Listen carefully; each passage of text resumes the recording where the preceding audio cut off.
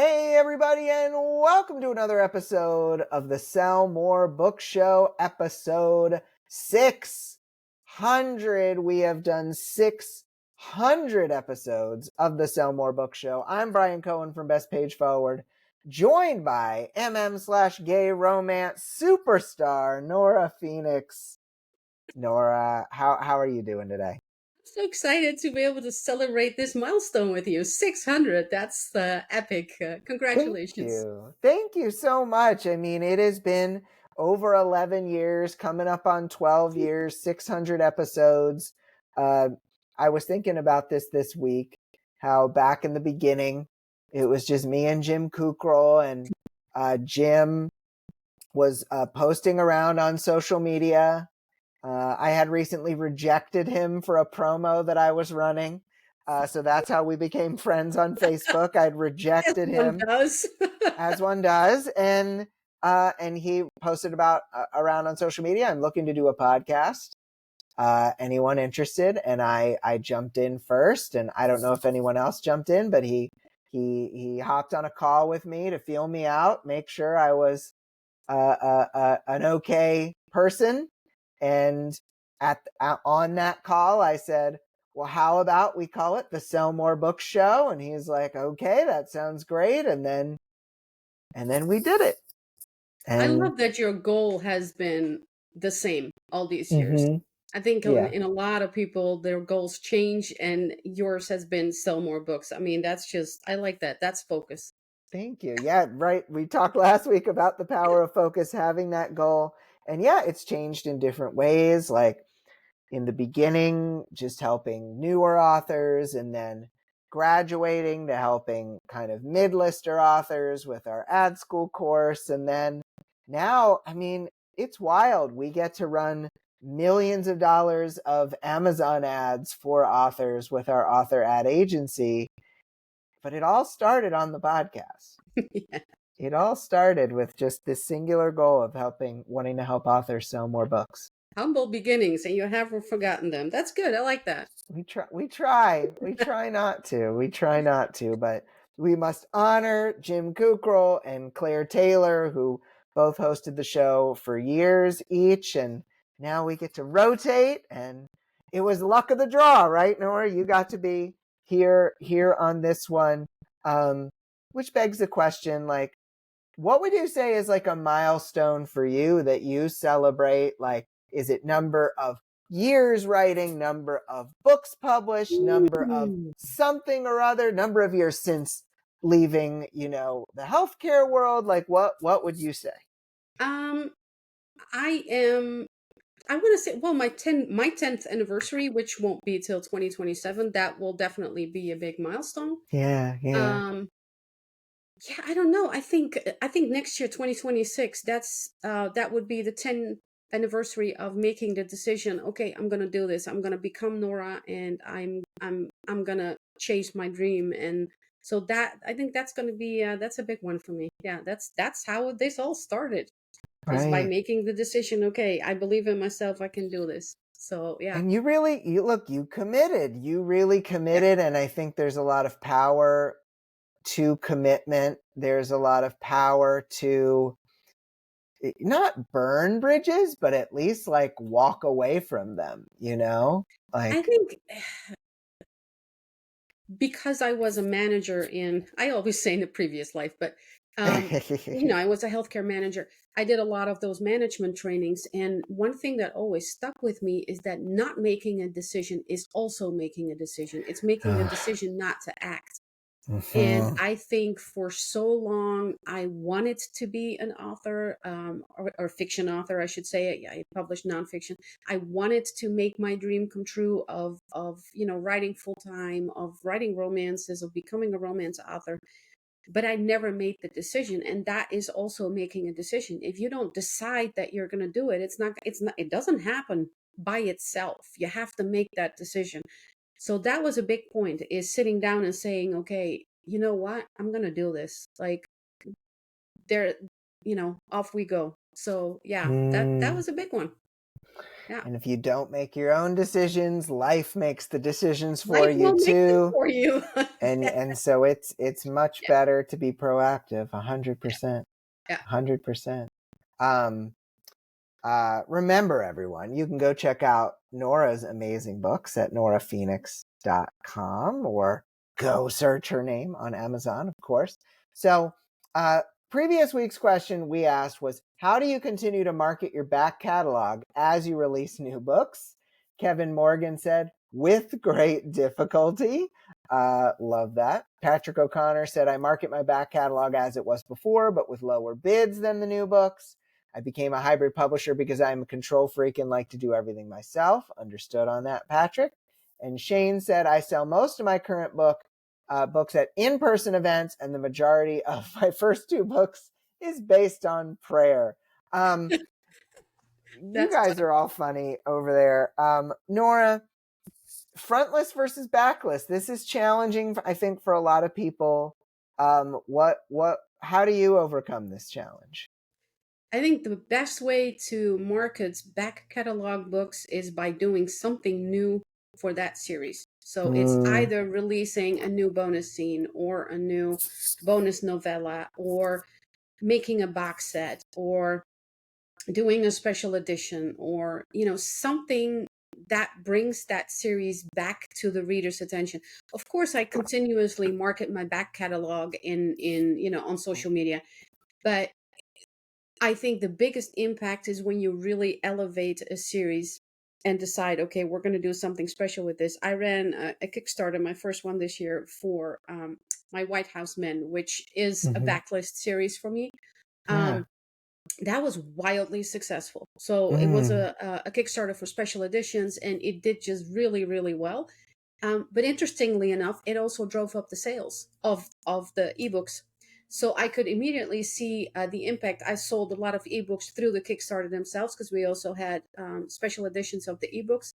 yep. Um, but even on Amazon, I could see the uptick. It just brought the series back in readers' minds. And because I had announced I was writing a bonus novella, people wanted to reread the series. So that really is, I think, the best way to get an actual boost out of your back catalog is to come up with something new for that series. If it's a standalone, obviously it's going to be harder, but standalone's marketing that's a whole different story to begin with. Yeah. I just pulled up your Kickstarter. I mean, it's so brilliant. The covers, of course, look amazing, and to do a brand new edition of them. But you're absolutely right. Something new. Something I've had the suggestion, if you're going to do a box set, make sure to throw in something new so that people Yeah. who've read all the books in there can get something out of it. Do deleted scenes, do bonus scenes, do Do character everything. art, do mini fiction, whatever, like something that makes readers go, okay, I need this. Yeah. Yeah. Yeah. I love that. I love that. Bring the new to the old. Awesome, folks. Well, you can always answer the question of the week at the Sell More Book Show website or Sell More Book Show After Party Facebook group. Let's go into the top story, because Joanna Penn's celebrating some things here as well. A lot can change in 14 years. Quote, my challenges continue to evolve with the business, writes Penn on her blog after 14 years in self-publishing. You'll likely be at a different stage, but I hope you find my lessons learned useful on your own author journey. Penn's first lesson, self-publishing, was simpler when she left her job to go full-time in 2011, but that didn't mean it was easier. Penn points out that authors have more choices than ever when it comes to reaching readers. Today, you can start simple with Amazon and ebook and Kindle Unlimited, or go wide to all the stores with a few clicks and the help of a distributor. When you're ready, you can add paperbacks, audiobooks, hardcovers, and even special editions, often at little to no upfront cost. You're no longer limited to traditional stores either, with Kickstarter and direct sales common these days. Penn reminds authors that the number of choices can be daunting, but it can also be liberating to be able to find the ways that best suit you and your readers. Another lesson for Penn came from disappointment. Last year, publishers were interested in the novel she was kickstarting, so she held off, waiting for their offers. 9 months later, she got tired of waiting and published it herself. Quote, the TradPub process is incredibly slow, And that in itself was a reminder that it might not be a good fit for me, at least for this book, end quote. Speaking of slow, Penn reminds you that some books simply may take longer than others. Her latest passion project, which she imagined would take a few months, turned into years, and it's still not done. Quote, this is another book of my heart, says Penn. The chaos is fun of the discovery writing, so I won't rush it or try to force the book into shape. I trust emergence and it will come in its own time, end quote. Well, a lot has changed in the past 14 years. What hasn't changed is your ability to choose your path as an author or invent a new one. It's both the opportunity and the challenge at the heart of being an indie. Nora, a lot of great things here, and there's way more that we didn't cover in the article, of course. What stuck out to you about seeing Joanna talk about these last 14 years for her? And congrats to her, of course, for 14 years. I think it's interesting because I actually started following her probably around 2012, I want to Yeah, say. yeah, That was the big wave of the first wave, I should say, of self-publishing. right. And I was fascinated by what she was doing, and I've learned a lot from her over the years. Um, I think what resonates with me is the biggest constant is change. There's always Yeah, something changing, and I said that last week, but I think you have to accept that. You have to go with, okay, things are going to change. The Facebook algorithm for ads will change. Amazon will change things. yeah, All of a sudden, we can now upload, or Amazon has changed the what do you call it, the royalty model for audiobooks, right. or you can like you can now distribute KU books to libraries. Like, things will always change, and the more Mhm. resistance you have to that, it's just, honestly, it's a waste of energy. Like, you could be really pissed about whatever Amazon or Apple or Google or whoever is doing, but it's not going to change anything. So personally, I like to invest my energy in the things that I can change. um, Yeah, and it doesn't mean it's not frustrating. Of course it is. You've built your business a certain way, and all of a sudden it changes. And but you have to go with it. You just have to yes, accept that change is part of the process, and that also to me means don't build your business on one thing, because you make yourself incredibly vulnerable if that thing gets yanked away. How are you going to survive? So yeah, different baskets with all the eggs. That's smart. Yeah. yeah. And you brought up such a good point with spending energy on railing against change.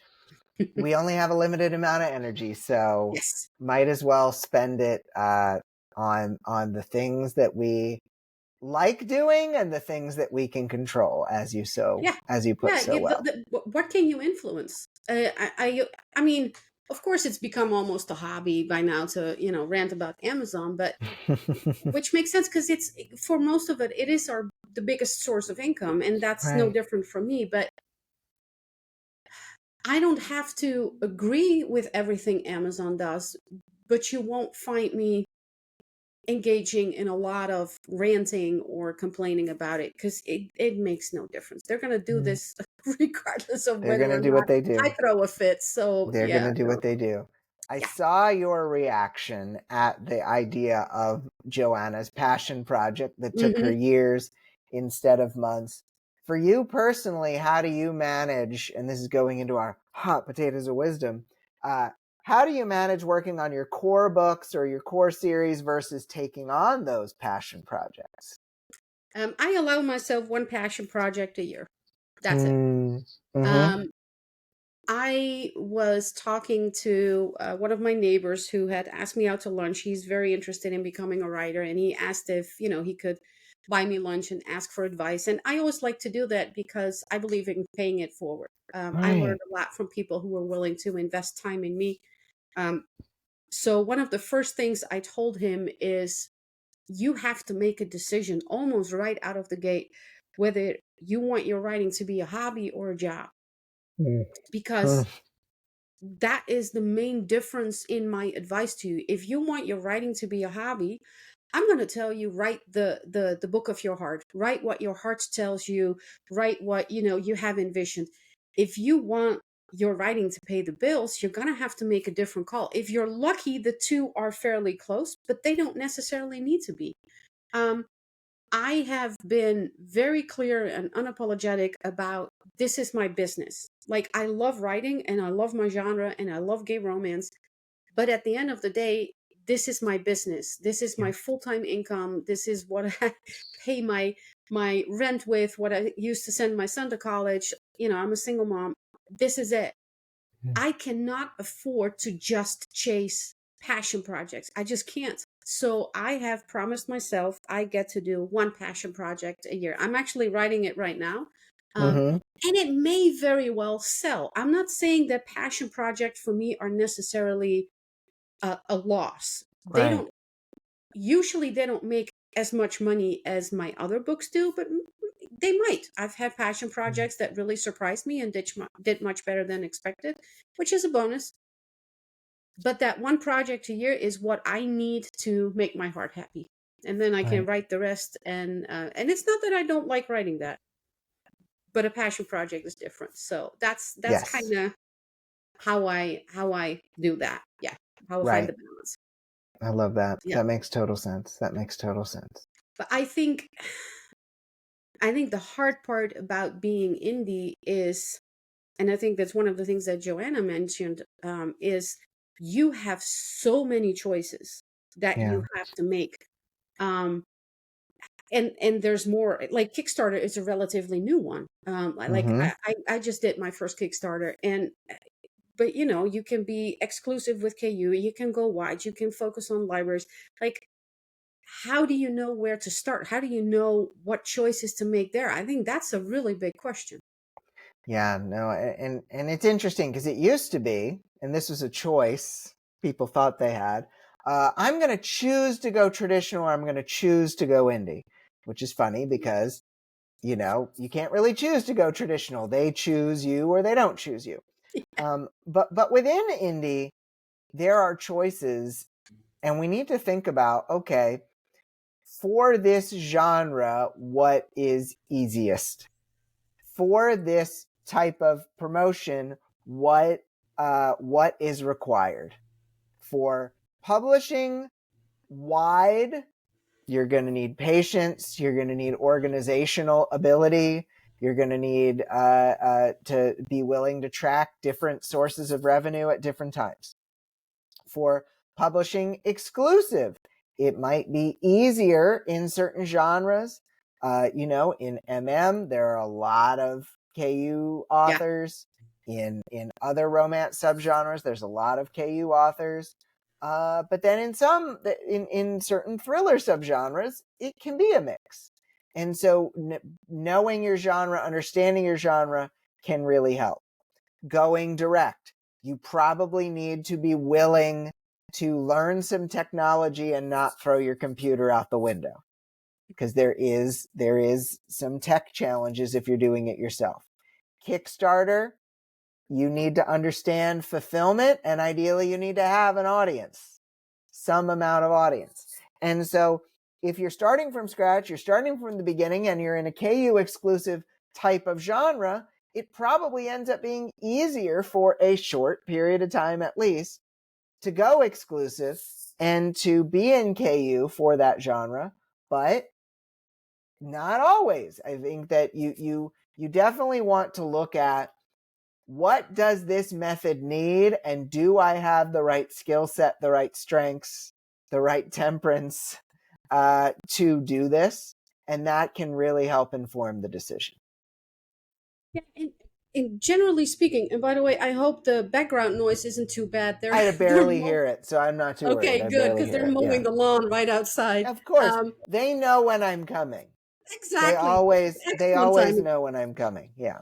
Um, Generally speaking, I'm not a fan of always looking to others, but I think the KU wide question really is one where you have to look at what are others in your genre doing. Yep. Because if the majority of your genre is in KU, then you should be too, generally speaking. There are always exceptions, Generally but speaking. generally Yep. speaking. If the majority is wide, then I think that would probably be a valid choice. I have taken most of my backlist wide. after a certain time, because you see them, they're kind of exhausted in KU anyway. Yep. And when you then take them wide, you open a new revenue streams because you can publish them on different platforms. And Mm-hmm. um, but that was a very deliberate decision after I had exhausted the KU streams. So I just think, again, I'm trying things and I'm measuring them. And the first measurements of going wide were, okay, this is going to make me just as much, maybe a little less, sometimes a little more than staying Yep. in KU.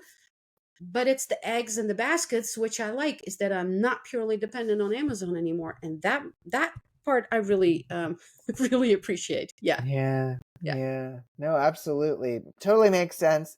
And you also like this multiple eggs in the baskets, and some people might not. And so it's always very interesting. Uh great discussions here on Joe's post. We've got another lightning round coming, which means we may need another sound from you on this one, Nora. Do you want to give us another chance here? Okay. Uh-oh. Ooh, I like that. I would be worried and say uh-oh if lightning was coming. I Yeah. absolutely would. Got to do something funny. I Yeah. can't do lightning and thunder, so it'll have to be this. I mean, I I could think say that's good. something Dutch and we could use that, but we'll No, go with this was it. good. This was perfect. So I know that you like to survey Yes. your readers. How would you say your surveys have influenced your writing and publishing? So we started doing, or I started doing a survey among readers a couple years ago, and then decided to do it every other year. Mm-hmm. Mm-hmm. And so 2 years ago, sorry, 20, where are we? 2025. 2022 was the Mm-hmm. first time where other authors joined in and I shared the results. Oh, And then fun. last year, about a year ago, we did the last one and we had more than 7,000 responses from readers. So that is a significant amount considering how relatively small romance is as a genre, to really be able to draw statistically significant conclusions. Yeah. Um, so that was really interesting. And the things we ask are, we want to know what's their sex, their gender, their Mm-hmm. sexual preference. Not because I use that, but it's just, it's the demographics. It's Oh, interesting to know, absolutely. like, what's our core audience, and in terms of age, and are they married. But the biggest things we ask are, what are some tropes you would love to see more of? What are some tropes that you're tired of? What is something that you cannot put down right now? And then we ask practical questions like, do you have KU? How many books do you read a week? Do you have an Audible subscription? So because we've done it 3 times now, you can compare the results and kind of start to see trends. And that has definitely made me look at things differently and make some choices. Like, I do look at that list of the most tropes where they're like, oh, I really would like to see more. Because look, if it's 50 readers, 50 readers, whatever. But Right. 7,000 readers who all say, oh, I need more friends to lovers. Yeah, damn straight, I'm going to write that book. Yeah. Mm-hmm. I love that. Yeah. And I've definitely used surveys. I think surveys are an important part of any business. Yeah. Do you use nonfiction surveys? Oh, absolutely. Absolutely. I think that for fiction, it's definitely helpful getting to know the demographics, getting to know the tropes. For nonfiction, because fiction books entertain and nonfiction books tend to educate, if you are asking Mm, educational related questions like, hey, what is your number one struggle? Hey, who would you like to see me partner up with and learn from? Hey, what subjects are you yeah. trying to learn? Then you can learn a lot in a short period of time. I like to give this suggestion or tell this story.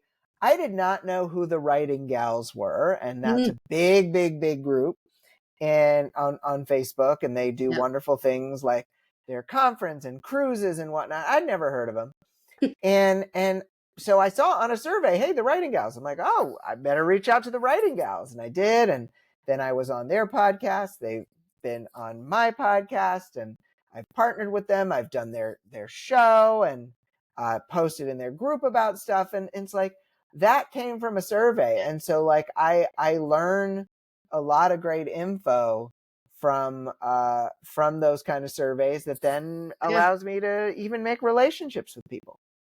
Yeah, I think in a way it might actually be easier for nonfiction because I think Mm.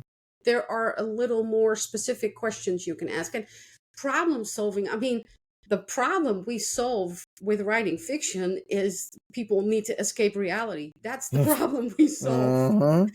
There's not going to be a lot of change in that. Like, Right. they just want to be drawn out of reality for how many hours it takes to read your book. So I think with fiction, you can get a little more granular there. But yeah, no, I like that. Yeah. Yeah.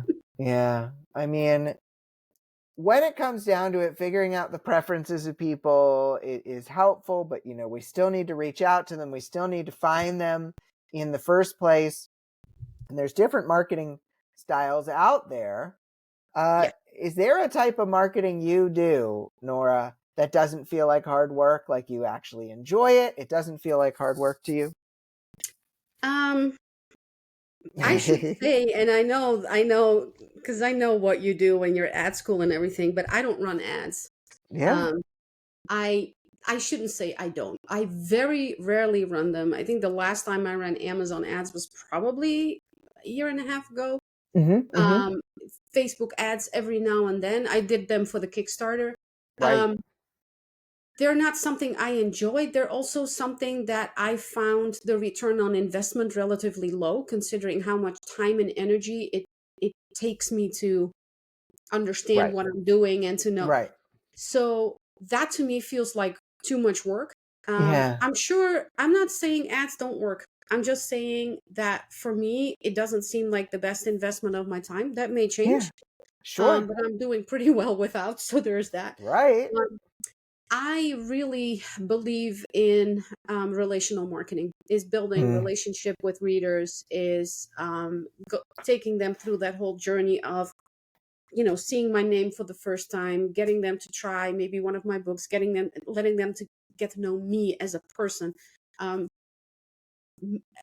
I'm a big reader. I read all kinds of genres, and a book I read, and this is again ages ago, really stuck with me is that people like to buy from people they like. Yeah. Is there's these three questions is you should ask yourself when you're about to buy, especially when you spend a lot of money. Do I like them? Do I trust them? I forgot what the third one was. Do I No, whatever. no like and trust. No like and trust. Yeah, so yeah, exactly. So I feel that that is something I'm working on in my marketing is I want readers to feel like they know me and feel like they like me and that they trust me. And I think that's a big thing is I don't need to share everything, and I don't. Yeah. I have a son. I do share stories about him. I don't mention him by name, also because he has a fairly unique name. I rarely share pictures of him. I do it every now and then, but I also ask for his permission. He's 17 now, so he's old enough. Um, Yeah. but I do share about my life and about not just the fun parts. Yes, I share when I travel and I post the pretty pictures, but I also share like, I had a really crappy day or um, this I tried this and it failed or, I want to be real as a person. And I love meeting readers at life events or, so I think that part, the building relationships with ships with readers, that's a huge one for me. And that has been really successful. But, and here's the big qualifier, I'm an extrovert. And Yes. my original background is in teaching. I studied history. I have a degree in history with specialization in World War II, and I have a teaching degree. So I'm good at building relationships. I'm good at talking. I'm an easy talker. I know how to build rapport. Also, the management background. That means that if you are an introvert and the idea of having to talk to a person you don't know, it literally scares the crap out of you, then this is not for you. This works for me. This fits my style. Um, but it's not for everybody. But it's definitely a marketing strategy that doesn't feel like a lot of work to me and feels very natural considering who I am as a person. Right. Yeah. Right. That totally makes sense. I mean, you not everyone wants to do the ads, likes to do the ads. So that totally makes sense. And I think whether you do marketing through paid anything, you still need to connect with people. And so you need that relational marketing no matter what, at least in some way, shape, or form, Yeah. whether it's to do email swaps or whether it's just to learn what's happening in your genre from talking to friends. Relationships are very important. Yeah, but I think so. Marketing has, I think, for a lot of authors, a bit of a bad rep. Like, I Yeah. genuinely don't mind it, but some authors really hate it. So I think that begs the question: do you have to force yourself? If you hate marketing, do you have to force yourself to market? I don't know. Yeah. I mean, I think that there are certain things that are no brainers, like having an email list and Yes. connecting with your readers. No brainer. Writing at a, as at a relatively quick pace to be able to put out more than one book in a given year. Pretty much a no brainer in most cases. But other than that, forcing yourself to do other certain things like ads or posting on social media or whatever, I would redefine the concept of marketing. If you know something you do Mm, sells more books, yeah. something that you like doing, something that doesn't feel like hard work, and it sells more books, then that can be marketing. Yes. And that's where I think people get confused. I think people don't think that, oh, well, that silly kind of posting I do on social media with those skits. Like, it sells a few books here and there, but it's not really marketing. I need to go learn this thing or that thing. Mm, yeah. Or they figure out, oh, well, I put out these short stories in between my novels, and it seems like it draws more attention to my novels, so it sells more books. But they're just shorts. They're just silly. I mean, I Yeah. really need to go take this $10 billion course or whatever. And it's like, if you are already doing a thing that brings you joy, because writing can absolutely be marketing if done in the right way, do more of it, get really good at it, become the Yeah. best at it version at it that you can be, and then that can be your marketing. Yeah, but I think you bring up a very valid point, is that marketing is much broader than just posting on social media or just running ads. I mean, Right. making sure that your cover is like absolutely on target for your Mm-hmm. audience is marketing. Making sure that your title is, talking about romance, is tropey, that the title already sells the book. The first time I really discovered what a difference that make, and I've since retitled the book, but was with a book I called Kissing the Teacher, which, Mm-hmm. let's face it, the title tells you what the book is about. Like, it's a Right. romance kissing the teacher. Well, obviously, it's going to be a student teacher. College people, don't worry, college. Um, but that really drove home for me, like, okay, that title is important. You need to put something in the title that tells you what the book is about. And Mm-hmm. and I mean, sometimes it's a little on the nose, but it Yep. but it works. Mm-hmm. Um, I have a book called Awakening the Sheriff. Well, obviously, that's a bisexual awakening with a sheriff. I mean, Yep. I can't make it any more obvious than that, but it makes it easy for readers because the title tells them what the book is about. So you're already doing part of the marketing purely with the cover and the title. And I think that's something people need to realize. Blurbs, like, for the love of Mm-hmm. God, put energy and time in writing blurbs that does not involve contact with other people at all, Mm-hmm. so introverts don't have an excuse for that. But that really can make a difference in marketing and in how successful your books are. There are so many things you can do that do not involve sales or Yes. salesy things, and I think that is something that people need to realize. I can make a whole list of stuff you can do that do not involve talking to anybody else. Yeah, I'm sure people would love for that list. Yes. I have one more question here in the lightning round. You talked about the titles and including the tropes in the titles. You also talked about earlier that you only allow yourself one passion project per year. So one assumes that the rest of them are not necessarily passion projects. So to that, those pieces of information, do you think writing to market is more or less important here in 2025? I think in my genre, it's incredibly important because in the years that I've been doing this, I mean, I'm coming up on 8 years. Mm-hmm. The competition has gotten so much bigger and fiercer. Like our genre has grown a lot, both in readers, but it has also exploded in terms of authors. So you have to fight much harder for your share of the pie. Um, I know people like to say a rising tide lifts all boats. I know. And in a way, it's true. But if you're in a genre where the competition is like this, not everybody can rise. Like some people are going to rise because readers have a certain amount of budget and money and, time that they can spend. And you want them to spend that on you and your books. That means you need to write what they want to read.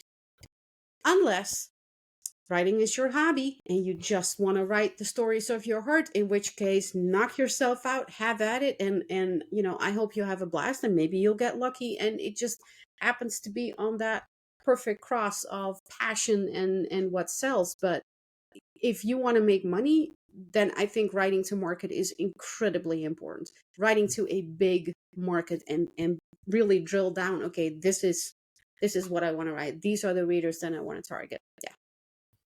Great answer, Nora. We need to now ask our final question of the week for this episode. We could ask all sorts of things related to all of your time in the industry. What did you think about it? We can ask about the marketing. We could ask about the surveys. We could ask about anything. What are you interested in hearing about here for episode 600, Nora? I think I would like to ask, what do you already know about your readers, and what would you like to know that you don't know? Great question. Because I think sometimes that we don't spend enough time realizing what we already know about our readers, about our Yeah. audience. Um, so we don't deliberately use that information, or we don't make specific, like, what do we not know? Do we know an audience, you know, composition? Do we know our demographics? Do we know an age group? And what do you need to know? What would you need to know to really make your marketing more specific? I'd love to hear that. That's a great question. So, what do you already know about your readers, and what would you like to know that you don't know? You can answer that question over at the Sell More Book Show After Party Facebook group or at sellmorebookshow.com. You can go to noraphoenix.com and read Nora's wonderful books. Yeah. Nora, I have loved getting to do episode 600 of the Sell More Book Show with you today. Thank you so much for your time. Thanks for having me. It was fun to celebrate this with you. Yeah, you're very welcome. And all of you listening, you make this show. We so appreciate you. Some of you I know have stuck with us for the entirety. Others of you have still listened for hundreds and hundreds of episodes. And I know that I am so grateful for you to be able to continue to deliver this show. We're still going. We're still here. We're doing it. So thank you again for taking the time to listen. For Nora, I'm Bryan. Have a great week of book selling, everybody, and we'll be back for episode 601 next week. Take good care, everyone. We'll talk to you soon. Bye.